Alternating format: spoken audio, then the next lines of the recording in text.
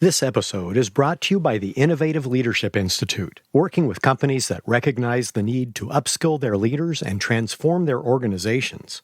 We help executive teams prepare for accelerated uncertainty by creating the foresight needed to stay competitive and transforming organizations to become future ready.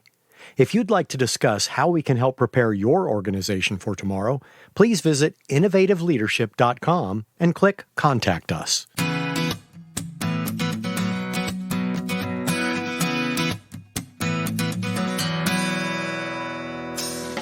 I'm Maureen Metcalf, and this is Innovating Leadership, Co-Creating Our Future. As the founder and CEO of the Innovative Leadership Institute, I'm constantly looking for information that helps you become future ready. Today's guest, Dre Baldwin, is the CEO and founder of Work on Your Game, Inc. He'll do just that as we discuss the pro-athletic mindset in business and life. Welcome, Dre.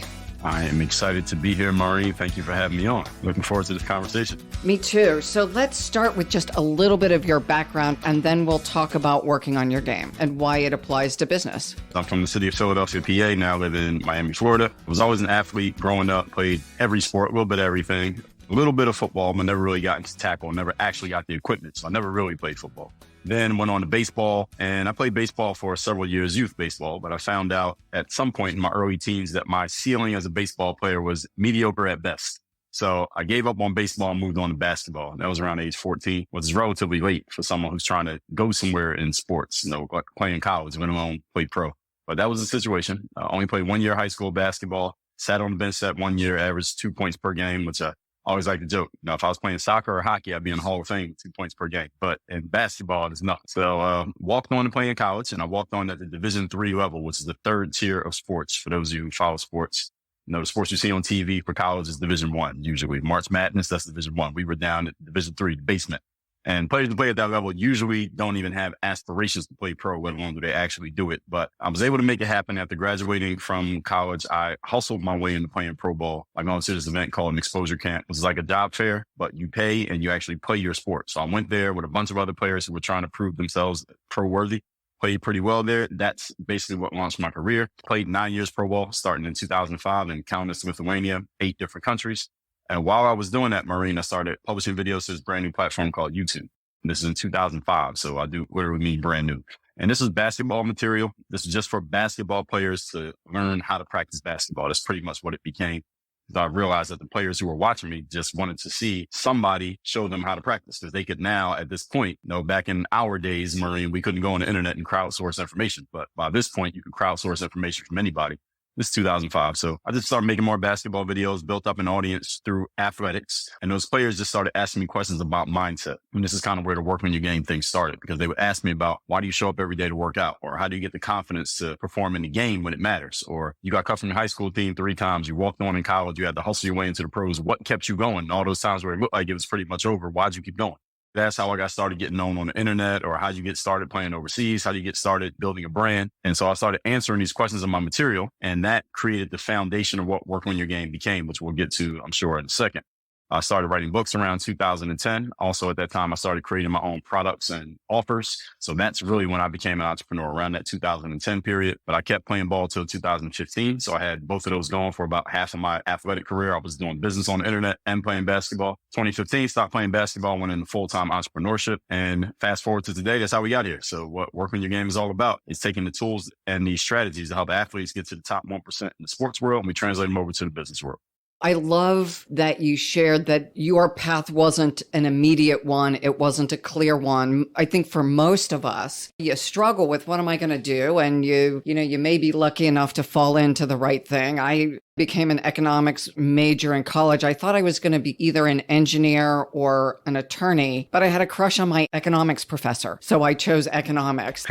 If people are choosing their careers, both I had a crush on him. Did you date him? I did. But 20 years later, not in college, Okay. did not do anything inappropriate. Okay. But the economics stuck. I loved it. And yet I graduated from college not being clear what economists did. So then there's get the first job, and went into corporate finance and, made the meandering career, got my MBA. The reason I'm saying this is, for so many of us, the path just isn't obvious. Even for you as an athlete, it sounds like you weren't sure which sport. You knew you loved sport, but once you started playing basketball, you weren't the best kid on the court. For the best kid on the court, it's probably an easy decision. For the rest of us who are not the best at the thing, we've got to figure out what the thing is and then continue to show up every day. Because for most of us, it's hard a lot of the time.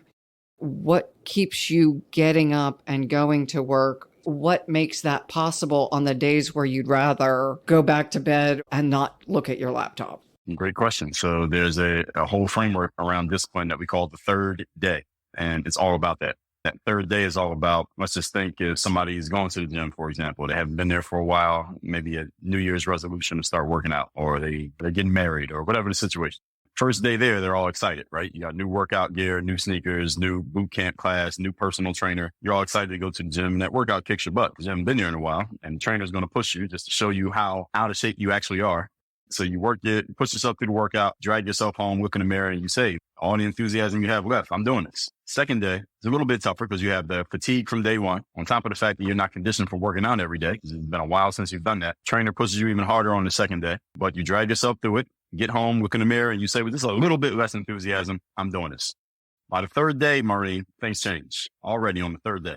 By the third day, those workout sneakers feel like they're made of cement. By the third day, your body and mind are having a difference of opinion. By that third day, you don't even want to talk to the trainer. You don't want to say hi to the smiling person at the front desk of the gym because your energy is just not there. And you realize third day is the realization that this thing that you signed up for is not going to be one big party and it's not all fun and games, that there's some actual work involved in this. And all of us, no matter what we do, we all hit this point where we realize that the thing that we signed up for is not going to be as fun as it looked like in the brochure. And the third day is not just the occurrence of what occurs. It's the decision that you make of what are you going to do in that moment. Are you going to show up and deliver consistently like a professional, even when you don't feel like it? Or are you going to do the opposite and be an amateur? But what makes a professional is, by definition, a person who does something as their main paid occupation. Or just think about that as consumers. Who pays for something that we don't know what we're going to get? Nobody. Nobody shows up and pays for anything when we don't know what we're getting.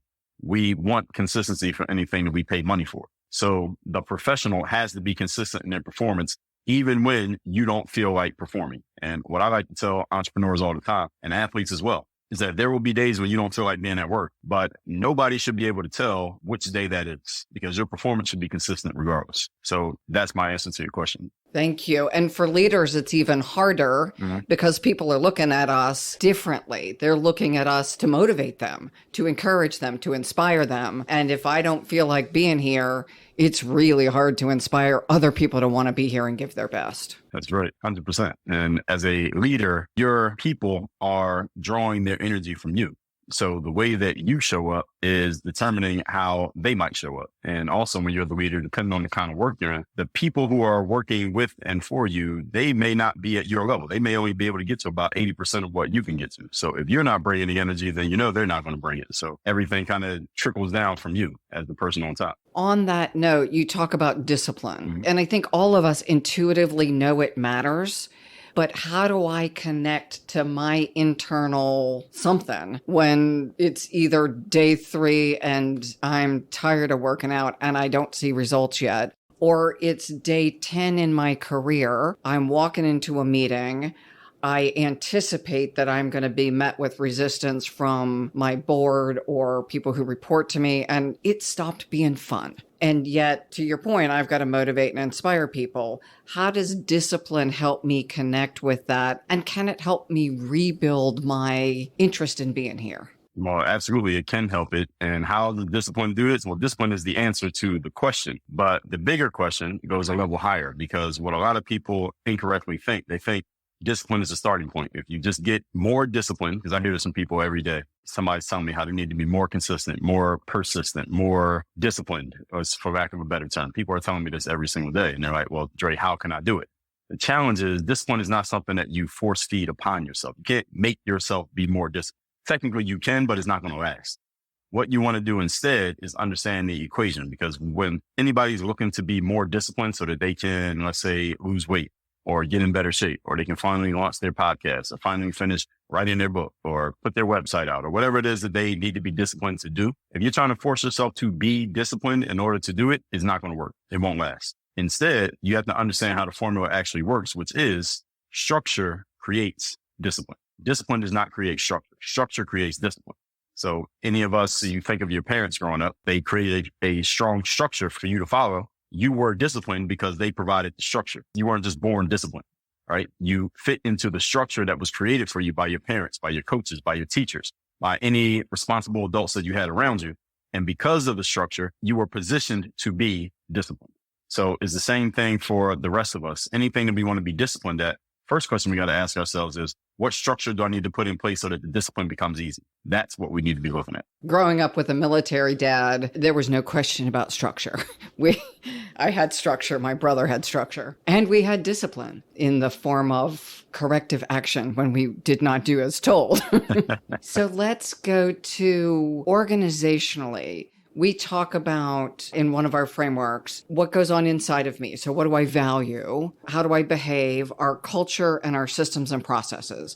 And my assumption is when you talk about structure, it is the systems and processes we build, but also the culture that reinforces the unwritten rules, not I get docked pay or I get a pay raise, but what do people say to me and about me when I'm in the room and when I'm not in the room? That's right. And as a social species, some of that matters. 100%. All those words that you said can be synonymous with the structure, right? So culture is a structure. Habits are a structure. A system is a structure. A process is a structure. Your standard operating procedures are a structure. And when people follow them, if there is one, then discipline comes out of the bottom of the funnel, so to speak. So that is 100% true. As you say that, part of what comes to mind is entrepreneurial organizations, smaller tech organizations, innovative organizations often claim that they don't have to be structured, and the lack of structure is what creates the innovation. My hypothesis in listening to you is it's structure that matches innovation, not free-for-all. Yeah, it can't be a free-for-all because then it'll be crazy. It'll be like when you were in second grade and the teacher didn't come, you had a substitute. It was a zoo that day. So no, you don't want that. What you want instead is that you want to create the environment.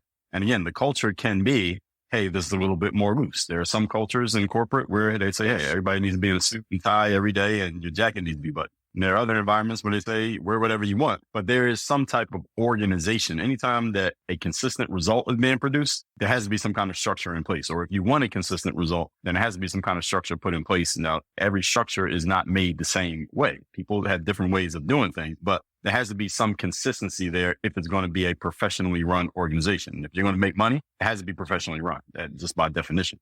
Can you give a couple of examples of maybe one athletic and one business of how you've seen people create structures, maybe something novel that we haven't all seen that really elevated people's games? I can use myself as an example here first. When I first got on the internet, and this is before we were using phrases like content and social media and influencers and things like that, I noticed that there was an underserved audience of athletes who wanted to learn how to play basketball because I was in the gym. They saw that I knew how to play, but they didn't know who I was.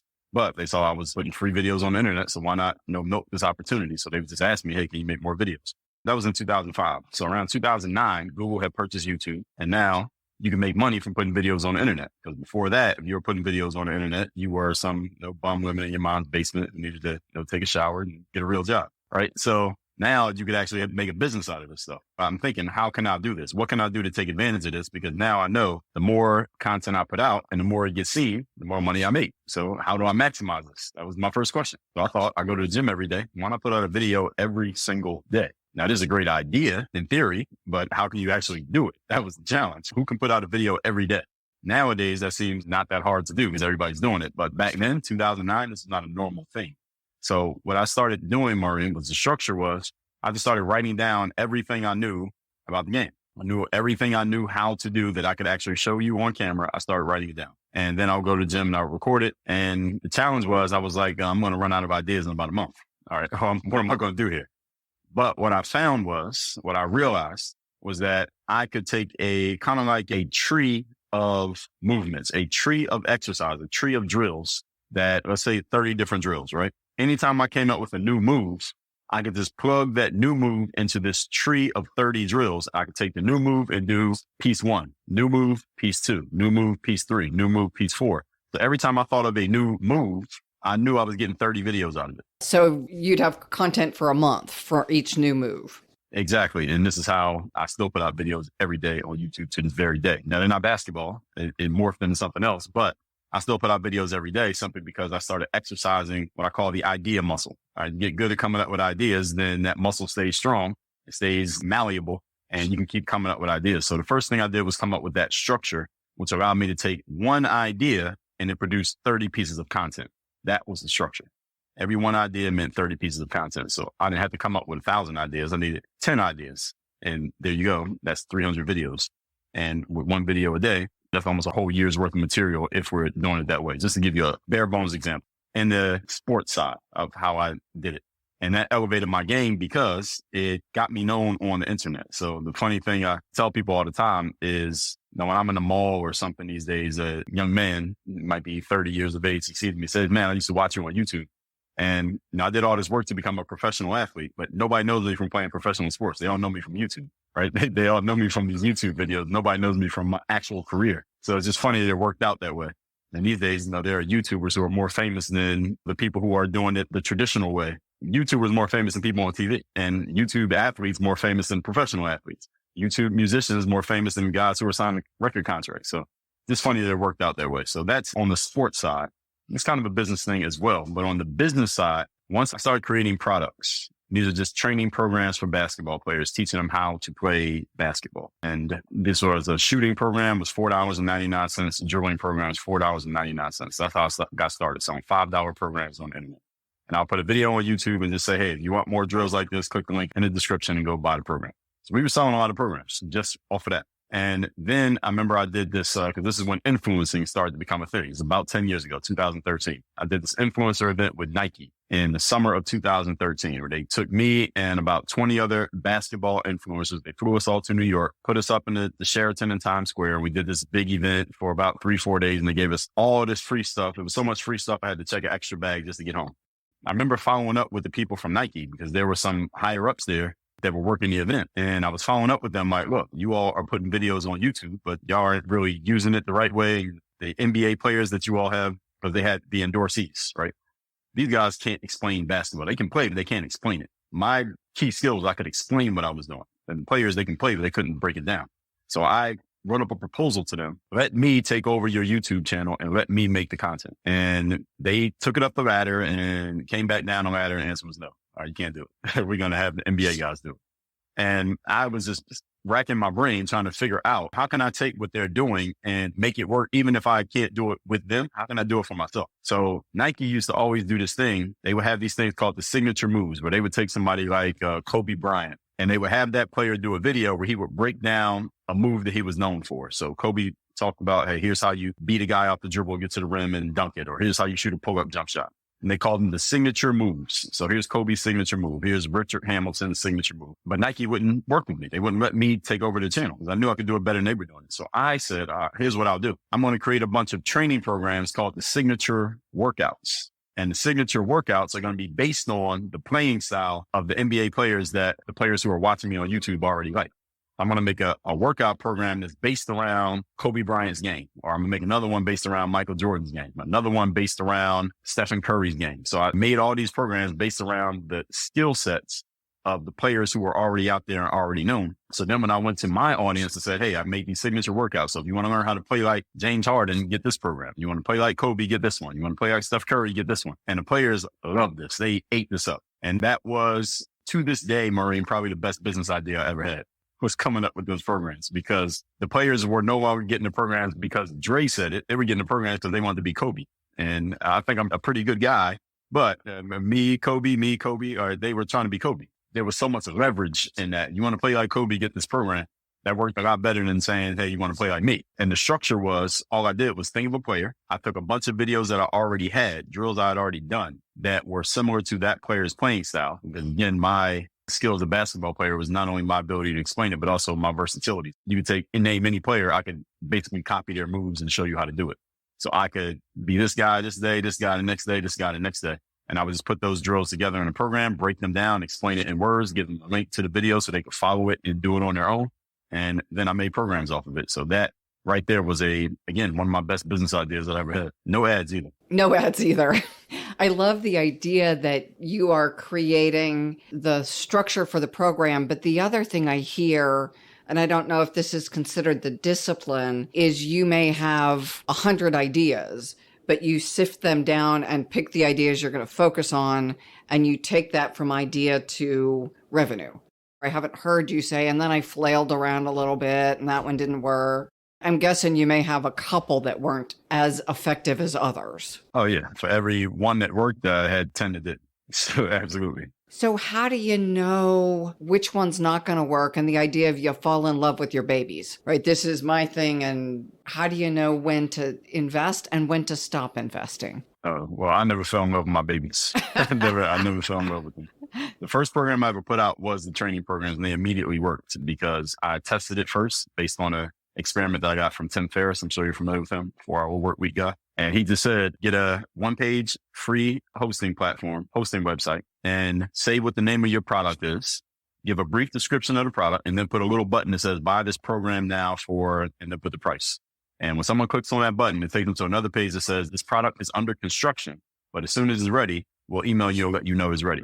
And get people to put their email address in. He said, don't go to the people who already know you because they might do it just because they like you. Put $5 into Google ads and drive traffic based on your keyword to that website. So you get people who don't know you and never heard of you before, see if they put their email address in. Now, as a disclaimer to everybody, you cannot do this with $5 in Google ads today.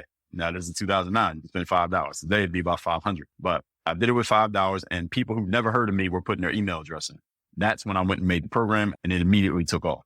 So as far as your point there, how do you know when to get rid of something? Or once I put it out, I would see what's the response. Or is anybody responding to this or are they not? And when you're selling programs at $5, $10, $20, it's not like it's a price thing. It's just do people want this or not? Now, if you're selling a $20,000 program, now you got to be a little bit more discerning as to why people aren't buying. That may be a different reason. But for $5, either you want it or you don't. So that's how I was able to not waste too much time on contemplation.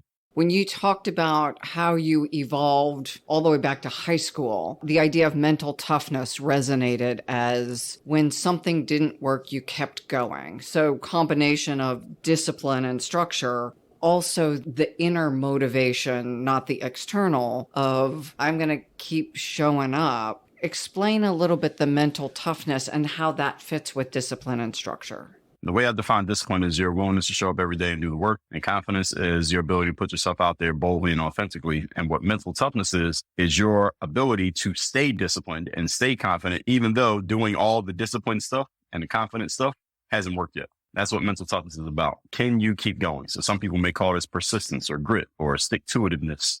They all can be synonymous in this context. So what mental toughness is about is sticking to the program and sticking to the plan, even when the plan hasn't worked. Now, the caveat to that is given you have sound reason to believe that you have a good plan. Now, if you just came up with the plan out of nowhere and there's no proof that this plan actually works, it doesn't mean it can't work, but I'd rather be mentally tough and stick to a plan that I know works because it's coming from some kind of reliable source that tells me this will actually work. Now, when you're first starting out, maybe you don't have any reliable sources.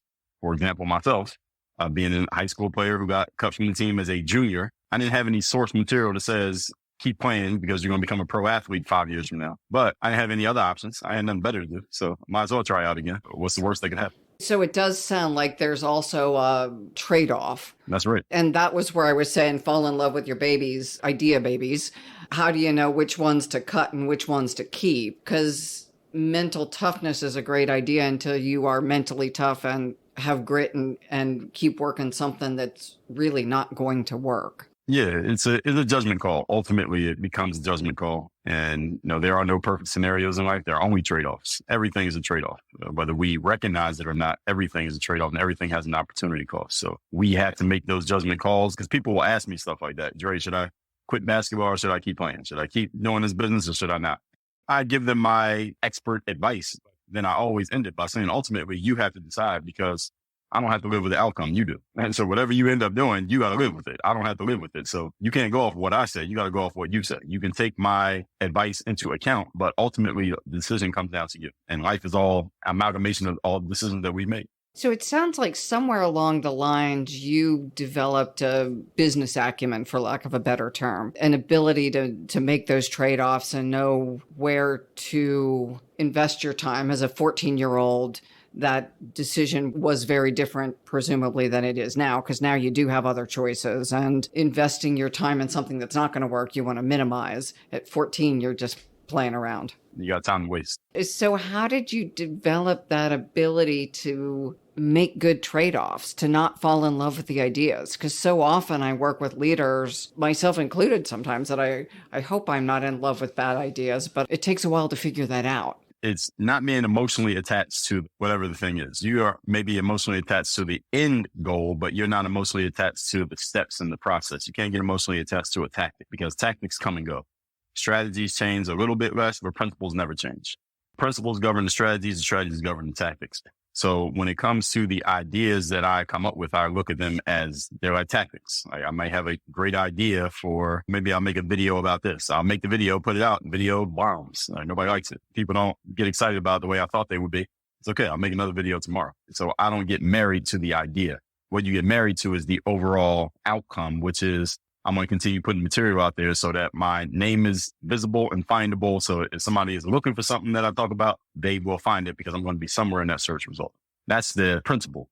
The strategy is I'm going to do it through YouTube and podcasting and appear on other people's podcasts. That's the strategy. And the tactics may be the different ways that I can do it. So maybe I'll use a GoPro camera. Maybe I'll hire somebody with a camera. Maybe I'll use my iPhone camera. Those are the tactics. So I'm never married to those. So it's just the different ways that I go about the things that I'm doing. And for me, I graduated from Penn State with a degree in business. Even though I started as I started as a computer science major, then I went to a psych major, then I graduated with a business degree. I'm glad I switched to business because the only reason I did computer science is because I was into computers. But what am I going to do in a computer? I'm going to do business. And in psychology, I was always into reading books, and human psychology they now call personal development and professional development. But I can get that at the bookstore. I didn't need a college professor to teach it to me. So I'm glad I ended up in the business major. Do you have a clear life purpose? This is why I'm here on the planet and what I'm committed to doing. Because my sense is while you're doing things that look disparate, there's probably an organizing principle underneath all of them. Yes, it's a great question. And I tell this to entrepreneurs all the time. I ask them this rhetorically: what is your reason for existing?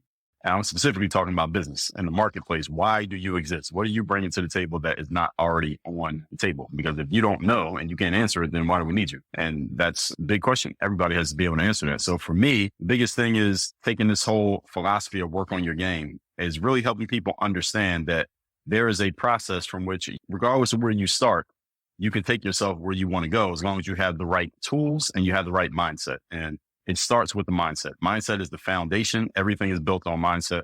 All successes, all failures, the foundation of them is your mindset.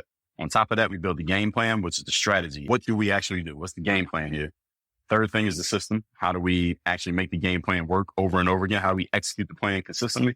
And then last is the accountability. How do you hold yourself accountable and also your plan accountable? Because sometimes you're executing properly, but the plan just sucks. So sometimes we got to fix the plan. Sometimes we got to fix the person, but making sure that there's a system of checks and balances, making sure that everything is working the way it's supposed to. So for me, it's about, you can get to anywhere that you want to go as long as you're willing to put in the work. You understand what game you're in and you learn how to play that game.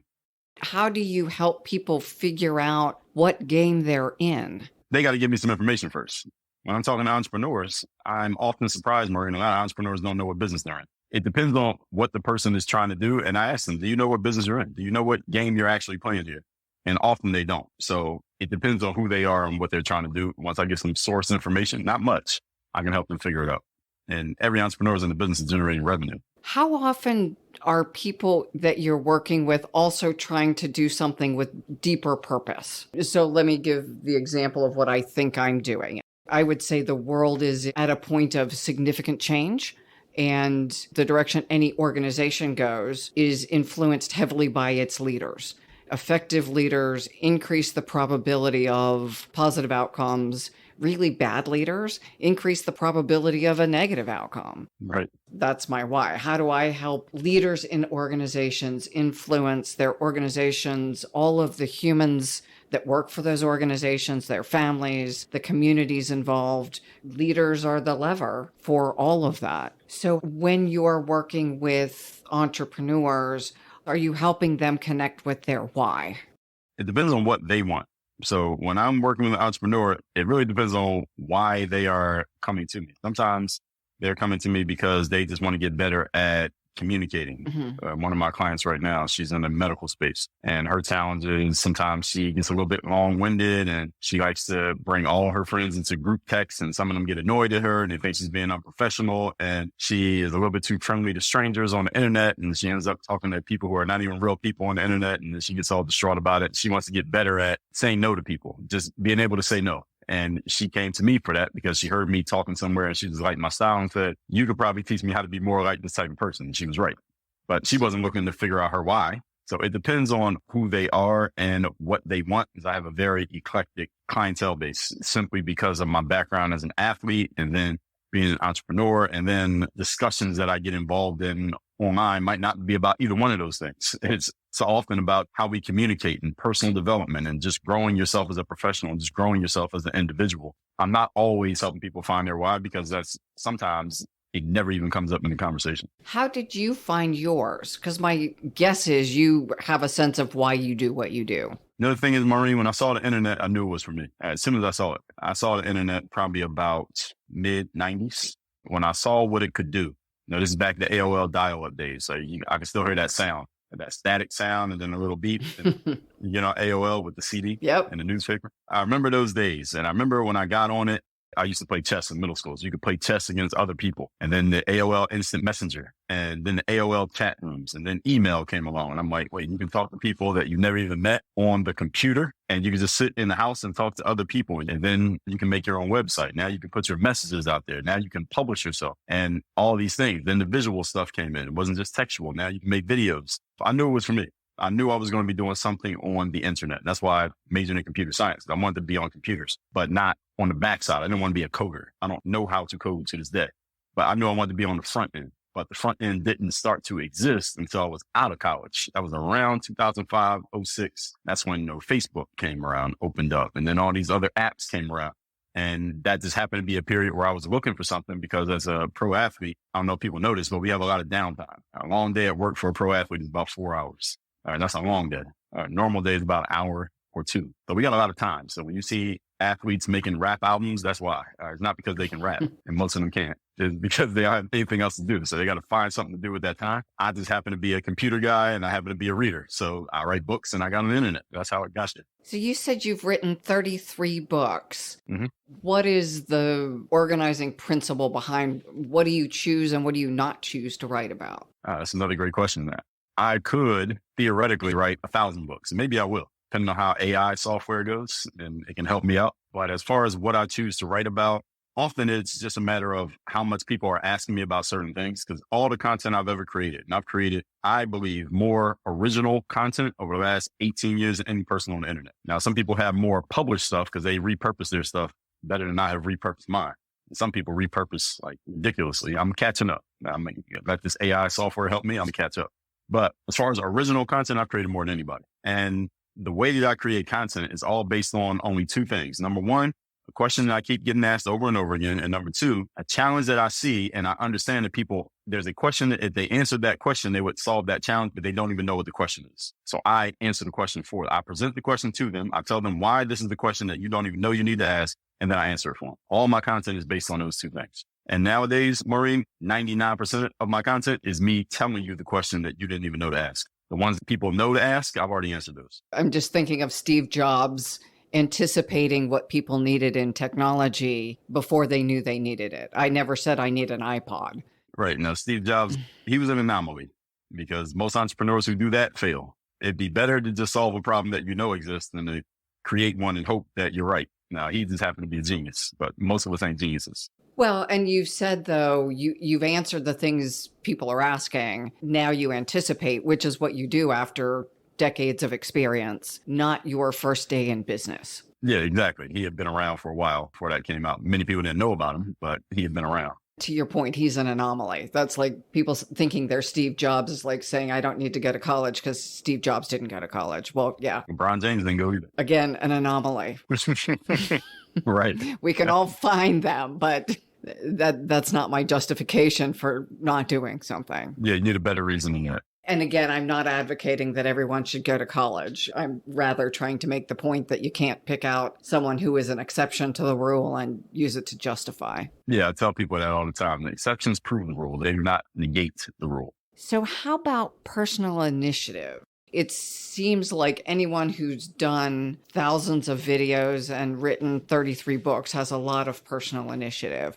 How does this fit into your framework and what drives you? And the thing is, with the personal initiative, it's what puts all this stuff to motion, because the other three parts of it are discipline, which is a mindset, it's a way of thinking. Confidence, also a way of thinking. Mental toughness, also a way of thinking. A challenge for a lot of people these days is that we spend too much time thinking, not enough time doing anything, because people get lost in the sauce of consuming information. I call them, in my book, Working Your Game, I call them pigs, professional information gatherers. And because we have access to so much information these days, it's very easy to just consume more and more information. I talk to people all the time who say, well, Dre, I want to start my business, but let me do some more research. I was talking to a guy about 2 weeks ago. He's in the medical space and he wants to leave the medical space and he wants to start his own consultancy, consulting the same people who he works for now. So he's basically going to leave the job and basically turn his employer into his client. And I said, okay, well, how soon are you going to start this business? And he said, well, I need to do some more research on LLCs and how I'm going to do my stuff and websites and things like that. And I said, all right, how long is that going to take? He said, that'll take me probably about 6 months. I said, you can figure all that out in about 6 hours. And the whole point is, what people do these days, they get lost in the sauce of gathering information because there's always more information. Mm-hmm. If I go read some information right now, I'm going to see something I didn't know about. It's going to lead me down another rabbit hole. I'm going to be in another lane, read another book, take another course. And before you know it, 3 weeks have gone by and I haven't taken any action. So what I tell people is to have that action bias. And that's where you're more leaning towards doing stuff than thinking about stuff. So personal initiative is about taking all this mindset stuff and all the knowledge that we have, and we have access to vast amounts of it these days, and actually putting it into action so you can get what we call activity knowledge, as opposed to what some people we used to call book knowledge. I don't know what they call it now, but instead of passive knowledge, you have activity knowledge, meaning you know it because you've done it. And I tell people there are levels to this. You don't know something until you've actually done it. You don't truly know it until you can teach it. You don't really know it until you get somebody to pay you to teach it. So there are levels to this. Dre, let's circle back now as we think about how all of this applies to leaders. What guidance do you have for leaders as they think through how do they apply these ideas for themselves, structure, discipline, confidence, and taking action? And how do they help create the container, so to speak, to ensure that the employees who work with them and for them are also delivering their personal and professional best? Most leaders are generally pretty solid at these things when it comes to being disciplined. You got to be disciplined at some level to become a leader. You definitely have to be confident, and you're going to have some mental toughness, because as a leader, you're taking all the arrows, right? You get hit first, and then the initiative to go and do something. The challenge is often what I've found with leaders is that because they're the type of people who are so goal focused and outcome focused, that either A, they're putting so much into their professional lives that they need help with putting these same things to work in their non-work lives. So for example, I have clients who earn upwards of $500,000 a year, but they're always at work. So they're not working out. They're not spending as much time with their kids. So they're having issues in their relationships, those kind of challenges. So I'm helping them more on the personal side. They're not asking me to help them make money because they already know how. And or they have people who work for them who don't have discipline, confidence, mental toughness, and they get frustrated because how do you not see this? How do you not understand this? Why are you not doing this? They have that challenge. So how do you get those people to do what you want them to do without jumping down their throats and stomping them out? Because that's often what they're thinking of doing. So I'm sometimes talking them off the ledge and getting them to put the gun down, metaphorically speaking, so that they can actually talk to their staff in a way to kind of bring them along, understanding, and at the same time understanding that the people who are working for you might be the reason why they're working for you, because they don't have the same ambition that you have. They're not wired like you. So they're not going to do what you're doing. They are going to do a certain amount. They have a capacity. Your job is to get them to that capacity and then accept them as they are, as long as they're doing what you need them to do.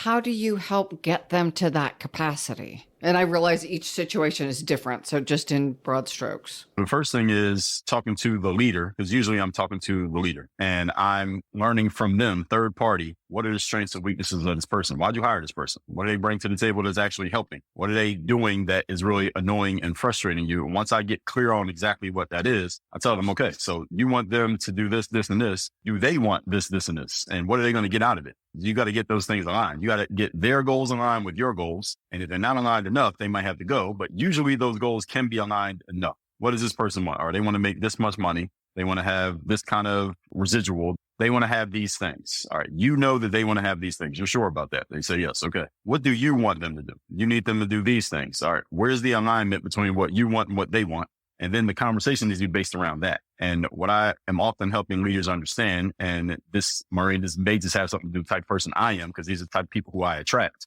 It's helping them understand that the conversation can't be about what you need them to do, because you already tried that. Before I came into the picture, you already tried that and you got as far as you can get. Conversation needs to be about what do they want and how doing what you want them to do will help them get the outcomes that they want. And then you coaching them along and putting a structure in place that makes it simple for them to know what they need to do moving forward and doing it consistently. You know, as we look at all of the employee engagement kind of constructs and the issue with quiet quitting and large numbers of quiet quitters, large numbers of people disengaged, it does seem that one of the biggest missing pieces, and this comes from the harmonic vibrancy framework, is that we don't often ask people, what's their why? How do I help you accomplish the thing you care about, whether it's funding your kids' college education or getting the next sports car or donating to your church, whatever the thing is.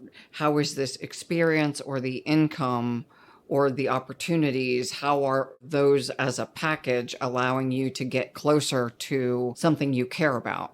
The type A personality people, it's not just that they don't ask, they don't care. They don't care. All they care about is let's hit the bottom line. Yeah. Let's win the championship. I don't care what you want. Did you see the Michael Jordan documentary a couple of years ago? The Chicago Bulls, The Last Dance? I don't think I did. Michael Jordan's a type A personality type of guy. He was not the kind of guy who would put an arm around your shoulder and console you and be empathetic. He's not that type of guy. All he cared about was we're going to win as much as possible and win the championship every year.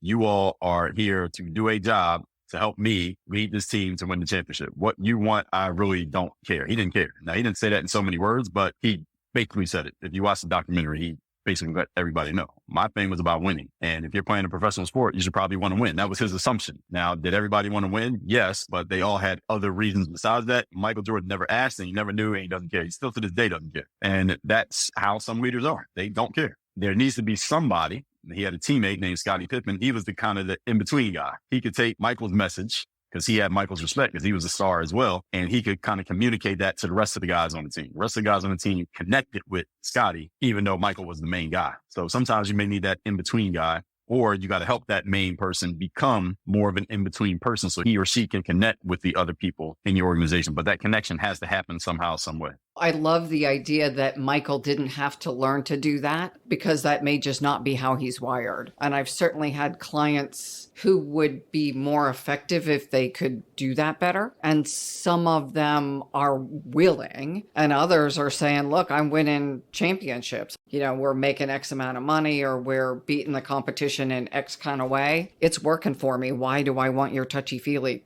crap? But if you've got Scottie. If you have a Scottie Pippen, or this is why in coaching nowadays with sports, especially see this in basketball, I don't know how much it's changed in tackle football in America, but in basketball, there used to be 3 coaches. There'd be a head coach and 2 assistant coaches. But nowadays, it's like 15 coaches. If you watch a basketball game, there's like 6 coaches in the front row. Now they have the second row behind the bench is 8 more coaches. There are some basketball teams. I went to a college game a few years ago. It was University of Miami against Georgia Tech down here in Miami. Georgia Tech's team had more coaches than they had players. They had about 15 coaches and about 12 players. I guess that's great for the coaches because they all can get paid. They opened up these jobs. I don't know where the money came from, but they're paying these guys. But at the same time, it's like the assistant coaches are the liaison between the head coach and the players. So I guess that's a thing in the sports world. I don't know if that's existing in the business world right now. So the leaders still have to figure this out. I would say in the business world, the organizations who are most successful either have leaders with both I want to say universally with my clients, we've got some people who are brilliant at both, and that's probably true in sports as well. And we've got some people who aren't, and they may get better, but they may never be good. And recognizing that we need the liaison, the Scottie Pippen on the team, allows people to play to their strengths. You don't get to be a complete jerk, but you may never be good at being personable.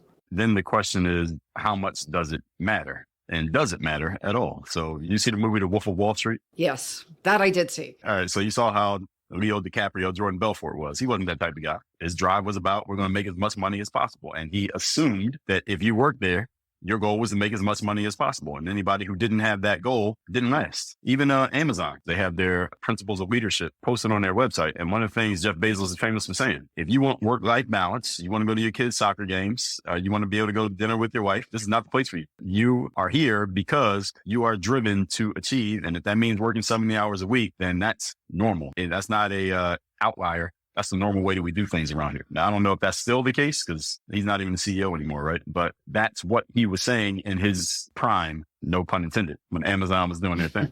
I worked with large consulting firms early in my career, and it becomes your life. I was in those jobs for 12 years, and I spent 12 years on the road. So every week, either Sunday through Friday or Monday morning through Thursday night was as short as it got. And that was an investment in my professional development, just like college.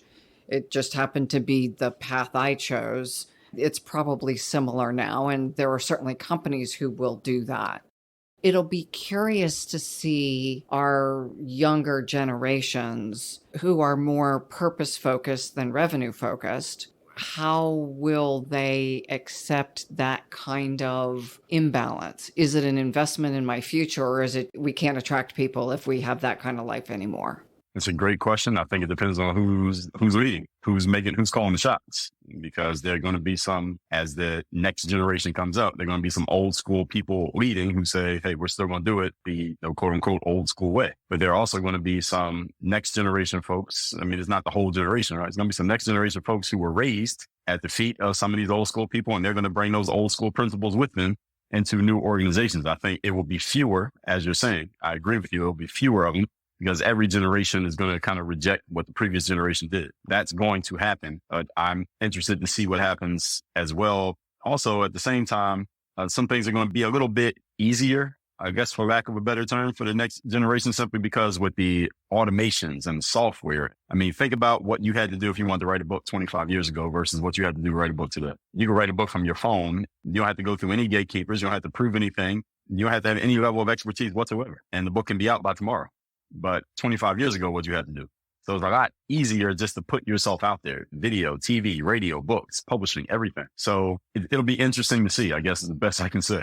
Agreed. It will be interesting, and probably the range of outputs and outcomes will be, if you're publishing books and you don't know what you're doing, hopefully you won't sell heavily. But you never know. Dre, what else would you like to cover as we hit the home stretch? What do you want listeners to take away as the most important points that you're making in your life's work? Most important thing is that the reason why this is called Work on Your Game is because whether you're an athlete, entrepreneur, a librarian, a consultant, a teacher, a maintenance man, we all have a game. Whatever it is that you're doing, there's a game that is being played at home, as a parent, as a spouse, as a daughter, as a son, as a friend. There's a game that's being played. Your job is to know what game you're in, understand how that game works, and then work on your game so that you can play that game as best you possibly can. That is the inspiration as we wrap up. How would people find your books and videos and find you? Man, well, I'm everywhere on the internet. So for all that stuff, you can just Google me. But I'm on all the social media platforms. So you name any social media platform, just look up my name, Dre Baldwin. I am on all of them. I post to everyone at least once a day. I send out a daily motivation text free of charge every day to anybody who would like to get that text. You can just text me at my number, 305-384-6894. I'm sure that'll be in the description somewhere. And to work with me directly, the best place to get started would be workonyourgameuniversity.com. Work on Your Game University. That's where I offer all my courses, all my coaching, all of that is there. And then once you get into my world, text messages, social media, all of that will let you know about all the other stuff, like the books and all those things that you can get at your convenience. Thank you so much for sharing your wisdom from an athletic perspective. Clearly, I don't know much, and many of our listeners do. What you've accomplished during your athletic career and during your business career is quite commendable. There's a lot people can learn from you. So thank you for taking your time today to share your wisdom and insights. Well, I much appreciate the opportunity here, Maureen. Thank you for sharing your platform and the opportunity to share with your audience. And hopefully we get some great feedback from everybody. And to our listeners, thank you for joining us. And thank you for making the contributions you're making in our very dynamic world.